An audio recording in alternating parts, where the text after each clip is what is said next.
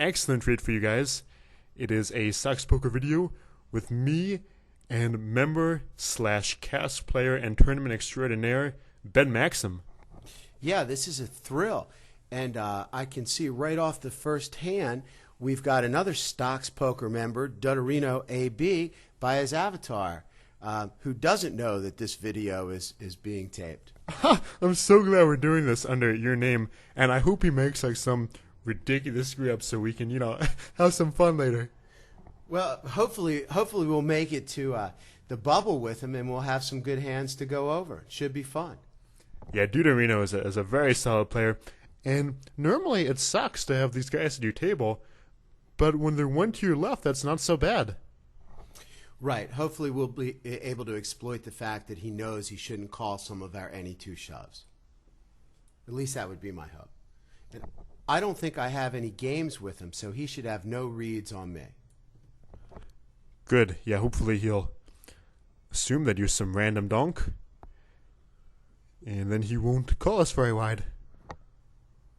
We also have another player, Valerio P., who's on two tables with us.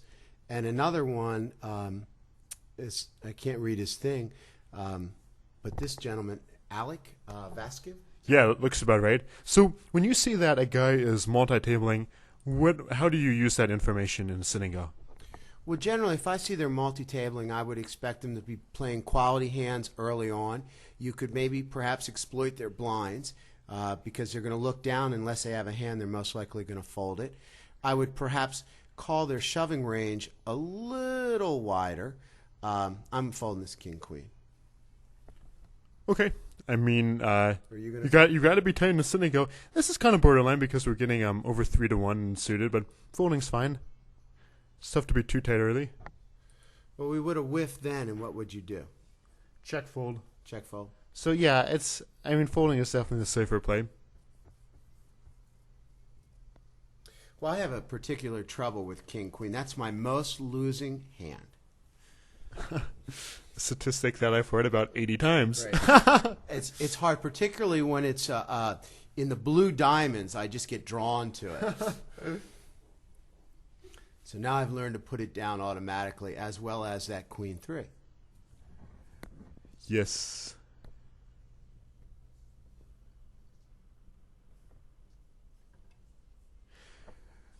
So guys, Ben Maxim here is, I'd say, foremost a cash player. He's been known to dabble around in the 25-50 region, where I think few of us Sngman101 guys have ventured. So Jeff, what would you say is the biggest difference between Sngman101 and cash, and how do you adjust going from one to the other? Well, sit and goes for a large part are a pre-flop game, and ICM is very important. Your equity pre-flop. Cash, you're playing a lot of streets. You're playing almost every streets. The hands go out longer, and often you're put to the test at the later streets. So you're looking at the coordination of the flops and other things along that line. Yeah, absolutely. And post-flop play is obviously a lot more important in cash. Whereas in Sngman101, if you suck at post-flop, that's to your disadvantage, but you could probably still beat these, huh? For sure, for sure.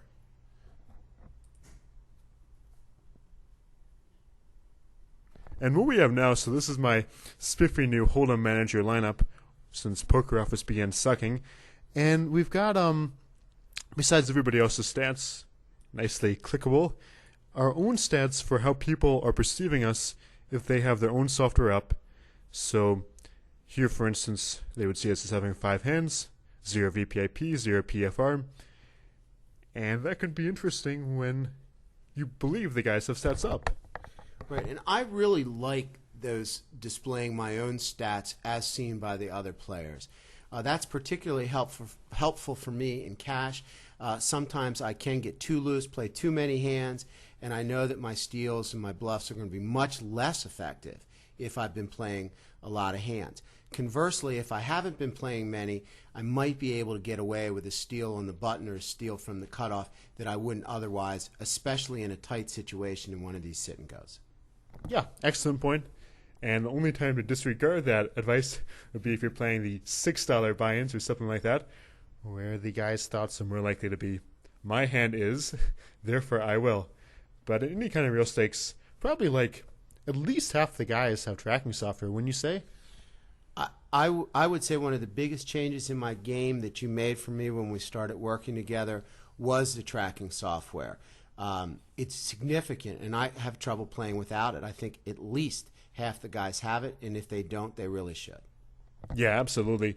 You know, it costs between like $50 and $100 depending on what program you buy, and if you play a lot of these games, that investment is going to pay for itself pretty quickly. Right, for the Holdem manager, it's about 7 buy-ins if you're playing a $10 sit and go, and it'll make you much more than that. I mean, you will definitely have much easier bubble decisions and much easier pre-flop decisions when you know whether somebody's overly aggressive, overly loose, or very tight. Yeah, excellent point. Now, in this hand, Deuterino AB raises after the flop. Okay, I was going to say, what does he have? And for sure, when he's committing this many of his chips at the flop, you know he's got some kind of a hand. I mean, I would say his set isn't at all surprising. So that's another reason that you can narrow down regulars ranges a lot more, because a lot of guys who had committed there you wouldn't know very much. But a solid player like Deuterino investing a lot after the flop has a monster. Well, we've got king, so we're definitely going to raise this up. Yeah, I'm raising this at 3 times the big blind at this level. Yeah, I mean, you can even raise, I'd say at least 3. So 3's good. 3's good. You can even raise more.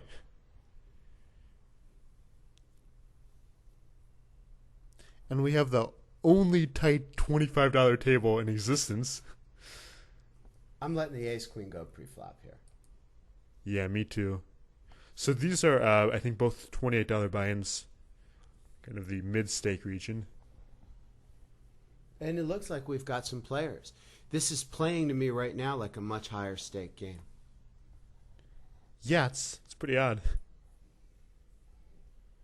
Toss the 5-jack? For sure. I'm not playing that yet. Now, that's a hand later on I might make an any 2 shove with, but right now I'm definitely not playing that. I'm not playing the 9-5, and I'm not playing the 8-jack either. You opening that 9-5 suited and cash in the button if it's folded to you? You know, it depends a lot on my stats, to be honest with you, where I am and how comfortable I am and how aggressive the big blind is. Against leather ass, I'm folding that 100% of the time. Fair enough. But I will open 9-10 suited on him.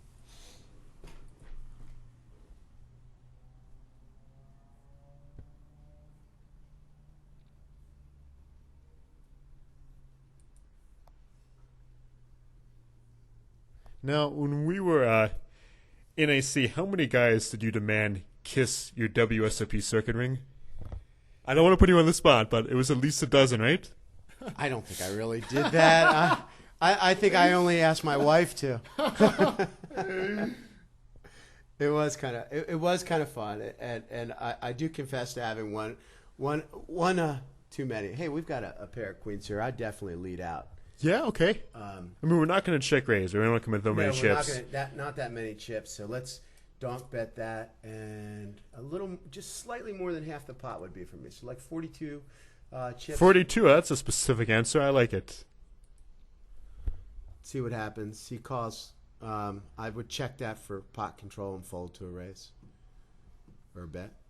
Now I'm going Value bet. town, huh? Yeah. No. Now I bet, and so we've got a pot of 159 after a weird bet. I'd say something like 130. Yeah, I was thinking more like 133 or 137. Okay, so you're thinking more like 133. Well, we can do that. We can do that for sure. Okay, so that's not a bad pot to take down. No, it's pretty good. What do you think is the... Oh, no, we're going to... See, I'm tempted to say, let's raise on him. Just for yucks, yeah. Let's torment him with the raise. Okay. I mean, he's going to give us... we know he's going to play us to some extent, right? So right. This is probably still a dumb play, but it's just going to be more fun in the video if we do this. And it was definitely exploiting what we know to be a regular's tightness. We know if he plays back at us with anything, he's got a real hand at these levels. So we can get away with it raising a fairly wide range on him because we're going to dump it fast. In fact, I would have almost min-raised him 2.5 times, really tempted him to want to come back. Yeah.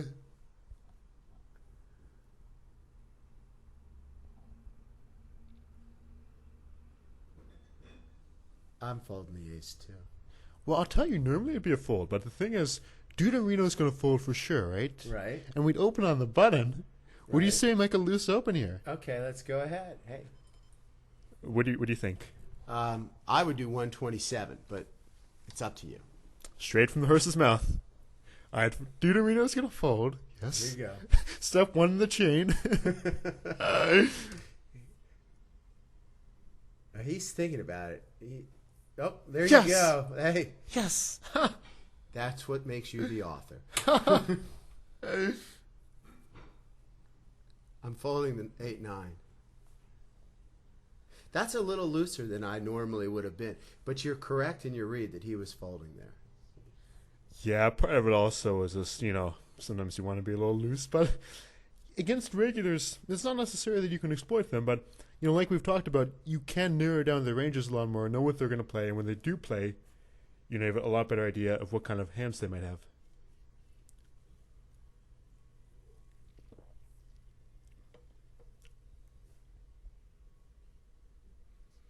Okay, the other table seems to be pretty uneventful. Yeah, now ace-10 if it had been folded us, what would you say? Offsuit, I'm folding that. I'm still folding that. I'm still folding. Yeah, probably, ideally you'd want to be the cutoff to open that, even the hijack's low marginal. Yeah, I wouldn't. I don't think I would open that from the hijack. I would open ace-jack suited from the hijack. King 4. Fold. Yeah, absolutely.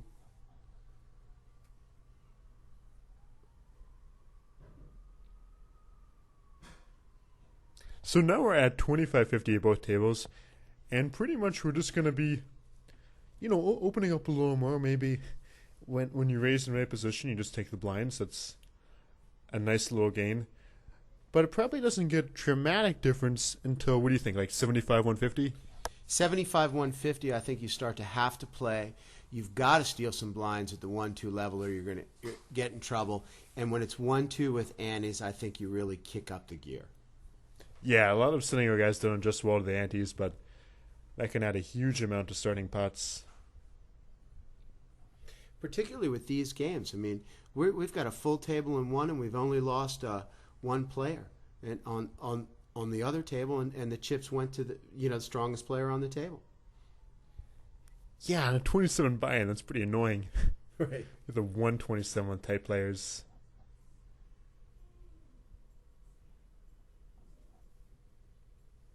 There are a lot of really good players out there now. And even the bad players are good players now, or what used to be from when I started. It's unusual to find an extremely weak table at the $27, at least for me. Sometimes you can find them at the bigger buy-ins because you get some of the players that the money doesn't matter as much to. That must be it, because a lot of guys are saying that these games are getting tougher in general. And, I mean, would you echo that sentiment? Do you think the games are getting tougher? Absolutely. I mean, completely tougher than when I started. And at every level, in every game. Well, I'm sure they're getting tougher, but I still stand by the fact that if you use table selection stuff, you can absolutely find games with weak players. And I will, routinely play 8 tables, high stakes with guys that are pretty weak. So I guess it depends a lot on stakes and how much you're willing to table select. But certainly there are more guys out there who know like ICM, stuff like that. I think table selection's the key, and that's because, there are a lot of good players out there. You get to know who they are pretty quickly. We have kings here, which could be fun. Hopefully we'll win a big pot with this. I would definitely raise, and here I'm looking to raise. What's the number, my friend? What's the number? I would raise to 255. I love how specific he is. Okay. 255? Fold the jack 3, and let's hope that... Oh, I was hoping he would shove. You were committed to any hand besides one with an ace, maybe even an ace, but now the question is, how do we get all our chips into the center? Do you want to just shove, make a small bet, or check it? I'd make a weak lead here. Okay, what do you think, like 190? Yeah, slightly under. I would do maybe 210 or 215. Something where he has room to come over top and he thinks he has fold equity. All right, I'm going to choose the random number myself, 218. All right, there you go. Let's see if you'll shove on us.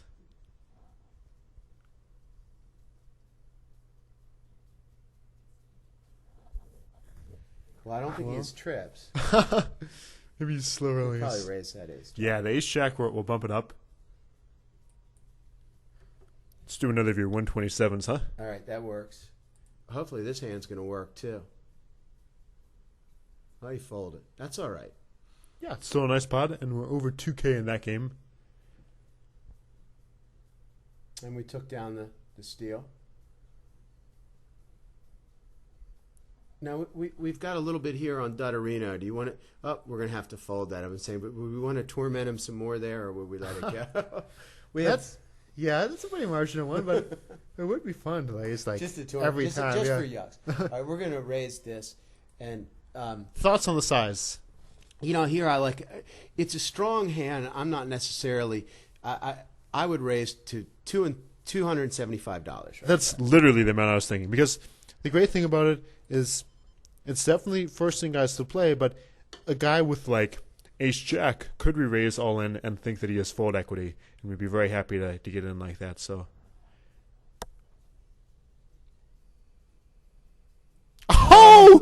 has this ever happened to you? Do this. This is Oh my incredible. God! And he's betting into us. I would For just the first flat time, call him. yeah.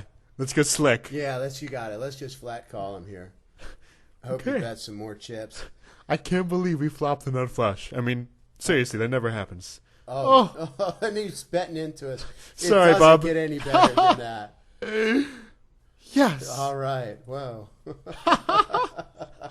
That was so sweet. Oh my That's the Stoxpoker special.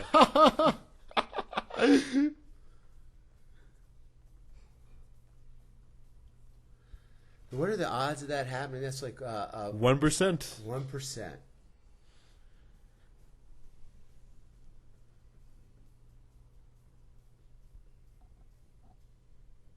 That never happens. And then if it does happen, I've got 4-5 suited and somebody shoves over the top, and you know they've got the ace. Yeah, and then they're gonna hit it.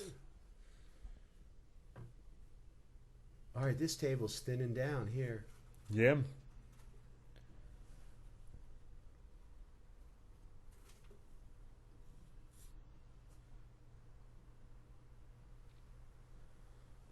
So literally, our friend Dutterino has a VP of 5 and a pre-flop raise of 0. So he's played that one hand with the trip 5s, and that's it. That's it. Yep. And that shows you how tight a solid regular is. Yeah, absolutely.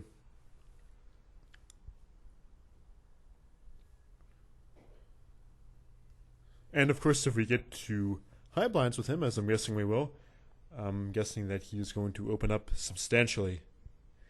And if he doesn't, I'm going to tell him that his little video gig with Stoxpoker is up.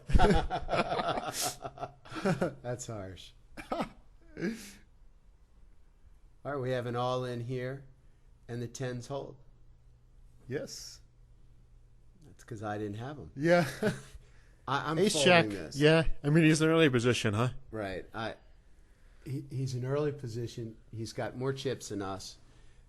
It could be a steal, but he looks like a solid player. Queens, That works. unless somebody has kings.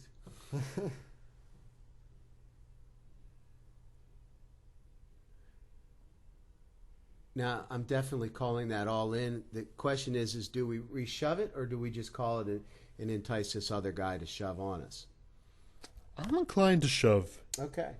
I just, what if he calls, we might have a difficult decision of ace or king flops. We're already fading an ace or king, probably. Yeah, and hell, he could call us with 9s. I mean, who knows? Right. Yep. Just a king. Yeah. Hey, good call there. And right God. there in the door.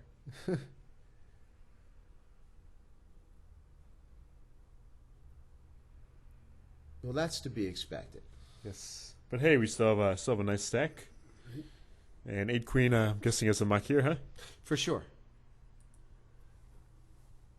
I definitely don't want to call an all in here, and particularly with 2 players to act behind me.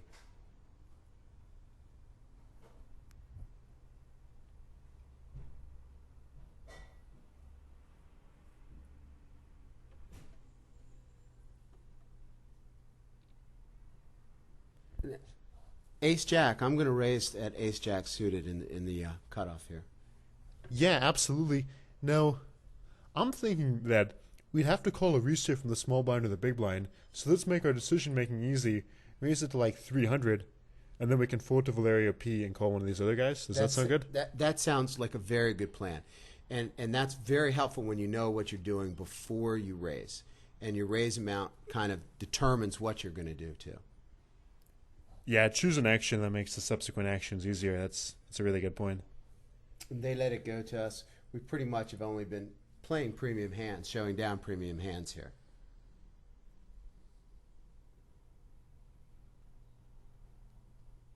This is kind of an example of a hand where an MTT would be really inclined to open, particularly against tight players like everyone besides Valerio. But in the scenario, you've got to let go.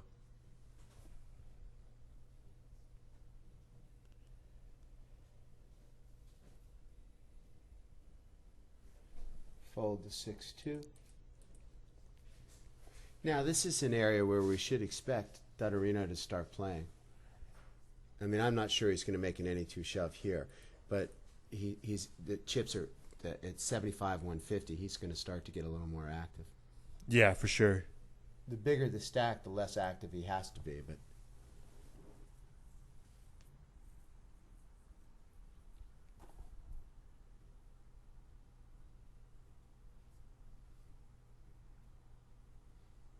I wonder if he gets more respect because of that Stoxpoker icon. I mean, it's pretty dramatic with the black and the red. Yeah, it's a sharp-looking icon, no doubt about it. How did he get one of those fancy things? Man, you can have one if you want. You just, I mean, I think, we like it because, promotes the site.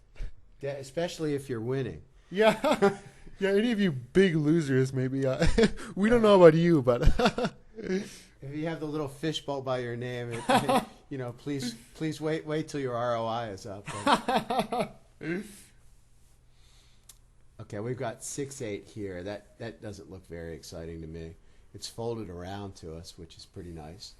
Yeah, pretty rare. Dottorino's in here with just a slightly over a min raise.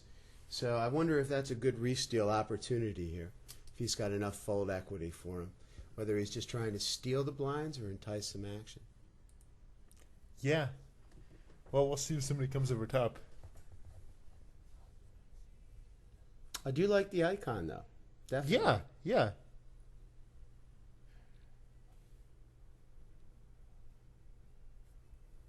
Nine queen, I'd let that go. No, this is a pretty definite fold, the king 7. I think, like, in an MTT, this would be a little more difficult because if you raise this, it's a type of situation where when Plikistan comes over top, you kind of have to call because you'd be pot committed, but you know you'd have the worst hand. So I think no matter what format is, that's one where if you open, you're going to have possibly a tough decision.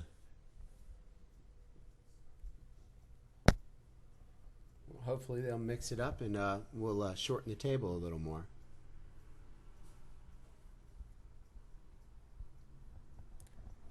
Yeah, well, it's surprising there's 7 guys left, but they probably won't stay for too long.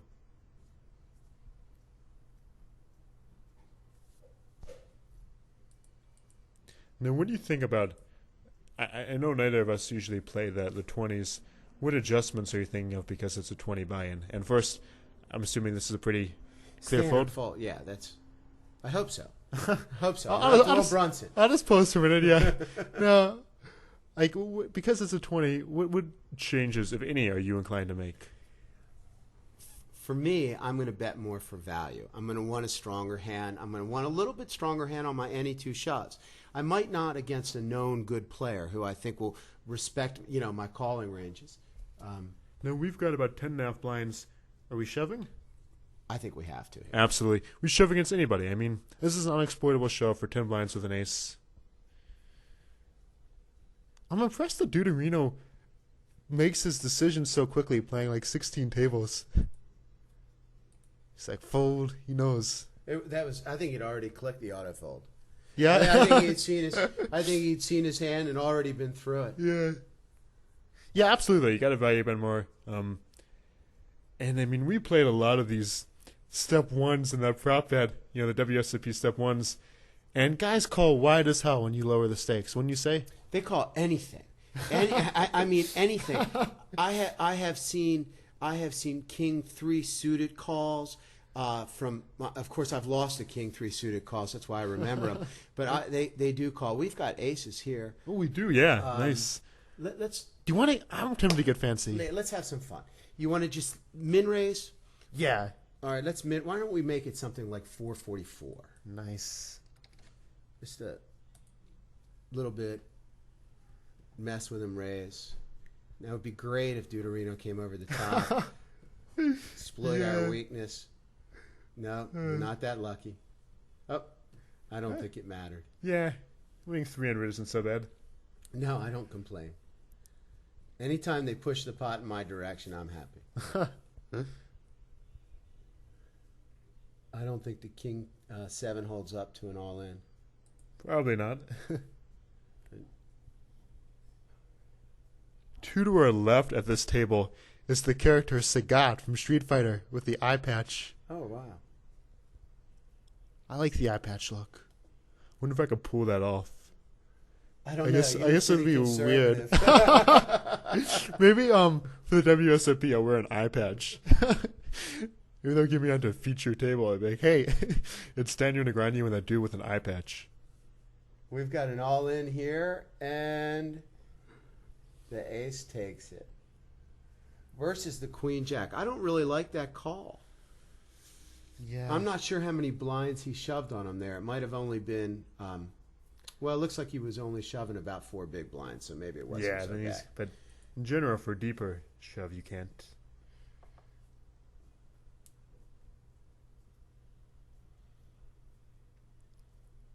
And king queen, for example, is a very good pushing hand in my opinion, but it's not a great calling hand. Yeah, absolutely.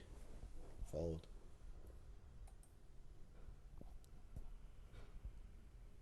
So when the guys are a lot looser, I mean, one way to look at it is, let's say you're making a small blind shove, and with around 7 blinds or so, normally you'd shove just about any 2. With a guy who's going to call you with crazy hands like queen deuce, you've got to tighten up and have some kind of value like a face card, suited connectors.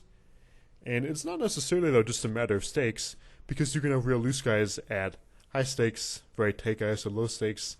So that's another reason why the stats are really important, because you can do more than just stereotype based on the buy-in. And again, I think if you watch your stats, you keep an eye on your own stats. If your stats are looking particularly tight, you're going to be able to get credit for a bigger hand than you might have, at least the first time. Yeah, particularly in cash or higher buy-ins when guys are watching you. And the ace deuce under 10 blinds, we got to shove that, huh? Shove it, yes. There's no Even question. more so because it's our friend Deuterino. Right, exactly. Or Deuterino, as it might be. The 5-6, we have to fold. Might I make it something goofy like 1487? There you go. 92. 1492. Columbus. The Columbus raise. We should pan this. We're going to make a standard Columbus raise on Deuterino AP. And he might get the last laugh anyway. Oh, that would suck. Don't call us. No, he folds. I'll call up myself and I'm like, Deuterino, if you call us, man, you're fired. He's probably annoyed at this point. Yeah. The Jack 4, we really can't. So we would want to be getting like a solid 2-1 here. Solid 2-1. And we're getting 3-2, so we'll just pose a little and muck it. Yeah, and I would give him a good pose because I want him to let him know at least that it's going to be painful to wait. Yeah. There you go. I'd fold. Rather than a little time making expire, yeah. There's a great WPT hand I like where some guy comes over top of a Devilfish Oliat or whatever his name is, and he waits like literally 5 minutes counting down his chips. But okay, now we're in the cutoff. I like with this. ace 10 off. I mean, You think that's too well, much? one thing is that the factor stacks are actually a little lower because Deuterino has this covered, but the other guys have around 5.5 and 7 blinds. So I think that swings it into shove. I definitely do. If he calls us, we know we're beat, but otherwise, I think we've got a good chance. No, I'm inclined to 3-bet this guy all in. I mean, what do you think? Oh, we're screwed here. I think we're screwed there. Oh, God. We're going to be 70-30, dog. Ace Jack. All right, well, we know we're beat. Oh, yes. The 10. Oh. Okay, wait. On this table, what do you think about the 3-bet? Oh, damn it. Jack. Look at that. Oh. Well, he deserved it. He got the best. I'm going to go ahead and 3-bet us. Yeah. All right, well, that's a fitting end for that. Oh, God. We're going to... Hold on. Oh. There's the 10. Oh, my God. A double flame out. Gotta be. He not we're only still had in the it. top pair, he had the flush. Jeez, and we couldn't be hit by the deck any more than we were.